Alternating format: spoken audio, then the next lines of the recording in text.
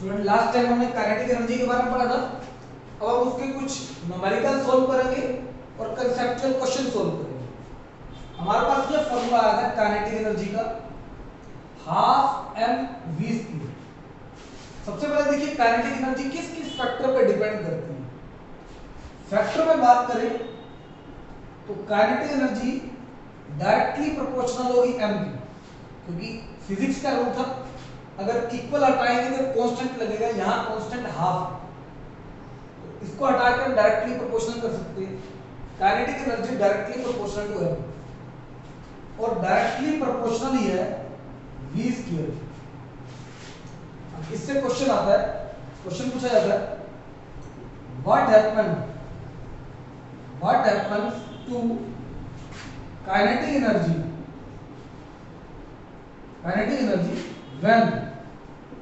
when we double the mass of ball, अगर मास को double कर दे तो काइनेटिक एनर्जी क्या होगा? तो शॉर्टकट आपको पता है, पहले काइनेटिक एनर्जी का ये रिलेशन होता है, अगर m को 1 सपोज कर दे, ये रफ वर्क नहीं करना है, इससे सिर्फ आंसर आएगा। पहले इसको 1 सपोज कर लीजिए, 1 था, m को डबल कर दो, 1 का डबल कितना आएगा? 2। तो हमारे पास ये आंसर आ गया, पहले 1 था अब उसका डबल हो गया, तो 2। काइनेटिक एनर्जी बिकम्स 2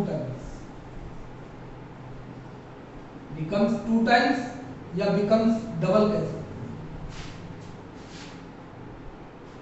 फिर एक क्वेश्चन है, ये तो आपने डबल किया है मास ऑफ द बॉडी, अगर वो कह दे डबल द वेलोसिटी, अगर वेलोसिटी को डबल कर दे तो काइनेटिक एनर्जी क्या होगी? तो हम ऐसे करेंगे, kinetic energy directly proportional to v square.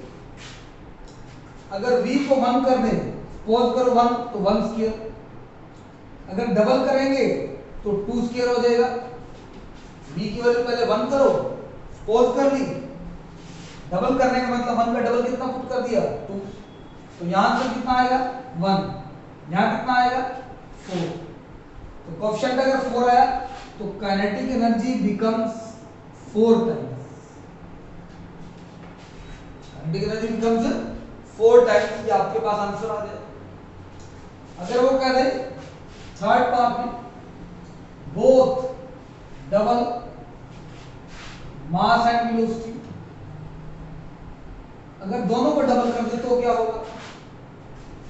तो ऐसे लिखोगे kinetic energy half m v square, तो डायरेक्टली प्रोपोर्शनल होगा m इंटू वी स्क्वायर। अब कंबाइन लिखोगे,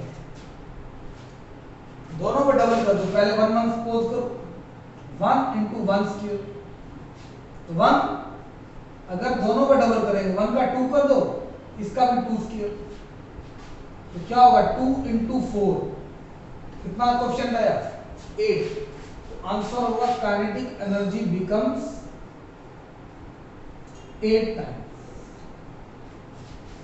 तो ये हमारे पास आंसर है। ये कंसेप्चुअल क्वेश्चन है जिसमें किसी को भी डबल करके आपसे आंसर पूछ सकते हैं। अब हमें न्यूमेरिकल करने दे, 2 फॉर्मूले लास्ट टाइम हमने किए थे, तो ध्यान रखिएगा, एक वर्क एनर्जी थ्योरम और एक kinetic energy. W is equal to half m v square minus u square, ये तो वर्क एनर्जी थ्योरम का पढ़ा था। W is equal to half m v square, इसी को काइनेटिक एनर्जी बोल देते थे, एक ये पढ़ा। तो 2 फॉर्मूले हमारे पास, इन्हीं को यूज करके आपको क्वेश्चन करना है। एक सिंपल क्वेश्चन कहता है, एक कार है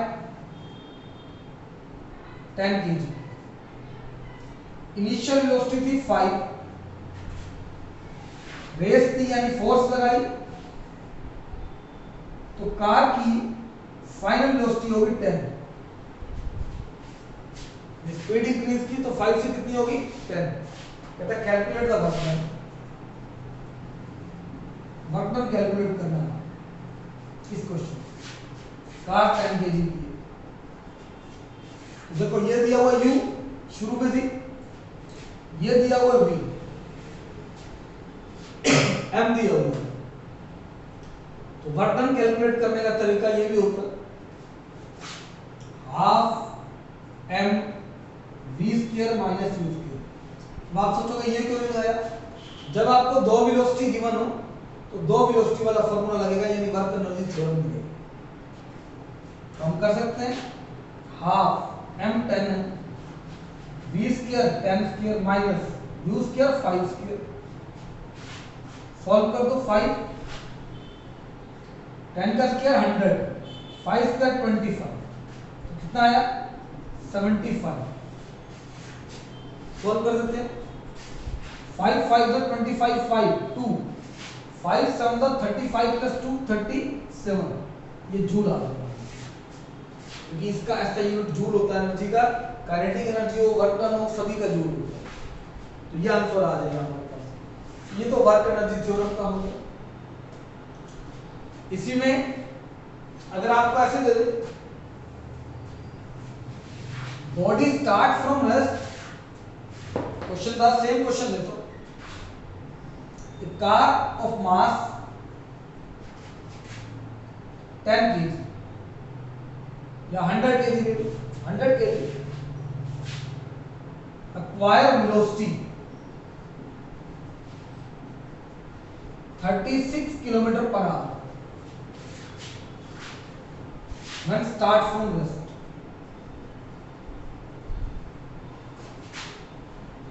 कैलकुलेट द काइनेटिक एनर्जी।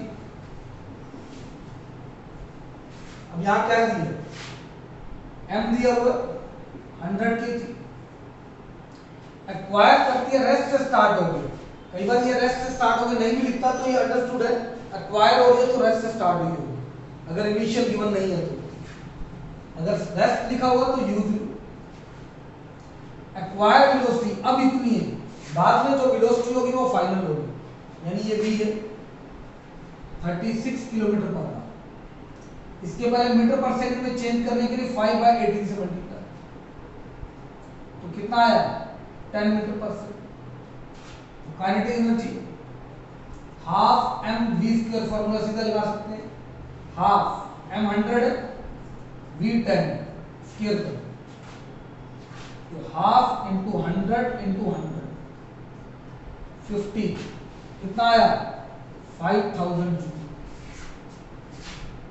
तो ये काइनेटिक एनर्जी का क्वेश्चन। तो इस तरह से वर्क एनर्जी थ्योरम और काइनेटिक एनर्जी के आप क्वेश्चन कर सकते हैं। एक और क्वेश्चन करते हैं, कहता है two bodies of equal masses having velocity v and 3v, calculate the ratio of their kinetic energy, ratio of their kinetic energy। तो क्या है, पहली बॉडी है मास m, दूसरी का भी है, इसकी वेलोसिटी v, इसकी 3v, इसकी काइनेटिक एनर्जी निकालते हैं, क्या आएगी हाफ एम वी स्क्वायर, इसको काइनेटिक एनर्जी 1 नाम देते हैं। दूसरी बॉडी है half M 3v square, solve करते हैं, हाफ एम ये हो जाएगा 9v स्क्वायर, ठीक है, इसको काइनेटिक एनर्जी 2 नाम देते हैं। फिर आपसे पूछता है, इसमें ऐसे कर सकते हैं 9 को बाहर रख दो, हाफ एम वी स्क्वायर को अंदर रख दो, एक ही बात है। रेशियो निकालना है तो काइनेटिक एनर्जी 1/2, 1 थी half m v square, divide में 2 है, 9 बाहर, हाफ एम वी स्क्वायर, ये तो पूरा कैंसिल हो जाएगा। रेशियो क्या आया 1:9। इसको वैसे हम शॉर्टकट से भी कर सकते थे, यहां देखो वेलोसिटी को ट्रिपल कर दिया, तो काइनेटिक एनर्जी डायरेक्टली प्रोपोर्शनल होती v स्क्वायर। पहले आपने 1 मानी थी, पहले 1 सपोज करो, अगर इसको ट्रिपल किया है तो अब 3 कर दो, 3 स्क्वायर कितना होगा 9। तो एक कोएफिशिएंट आया 1, एक आया 9, तो रेशियो हम सीधा भी कह सकते थे 1:9 आ जाएगा। तो शॉर्टकट से भी ये सोल्व हो सकता था सेम न्यूमेरिकल।